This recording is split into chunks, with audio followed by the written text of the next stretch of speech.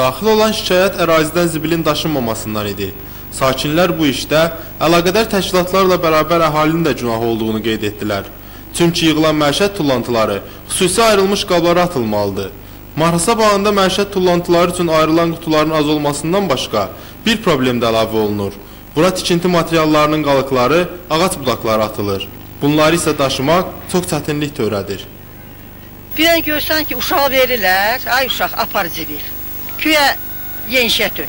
Uşaq da gedir, əlini ora tökməyə, elə tuğuluyor hara olsun. Bir dənə görsən ki, zibil, bir kutu zibildir yolun ortasında. Eləyirlər də. İnsan deyirlər ki, bax buradan hava gedir də sizə. Ben sürücü kimi vəzifəmi yerinə yetirirəm. Elə bu zibili götürən, bu zibilə baxanlar da öz vəzifələrini yerinə yetirsələr, belə zibil tökülməz. Açıq deyirəm. Ona görə mən xahiş edirəm, belə şey nəzarət yetirilsin. Nəzarət yetirilsə belə zibilə tökülməz. Zibilin özü xəstəlikdir. Ona görə ki, zibil kimi gəlir maşına dolan maşınlar aparırlar.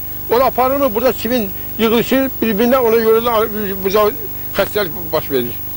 Biz gene gelip xahiş edirəm ki, zibil belə olmasın, bu vəziyyət səviyyədə sökülməsin. Məişət tullantılarına ayrılan yerlərə beton qırıqları və tikinti materiallarının qalıqlarının yığılmaması üçün məsuliyyəti mənzil istismar idarələri daşıyır. Belə bir qaydanın olmasını ADES təşkilatından bildirdilər. Məsələ ilə bağlı bu əraziyə cavabdeh olan mənzil istismar idarəsinə müraciət etdik. Bizdə problem əmələ gəlir ki, Mahrasa bağında qeyri-məhlə evlər,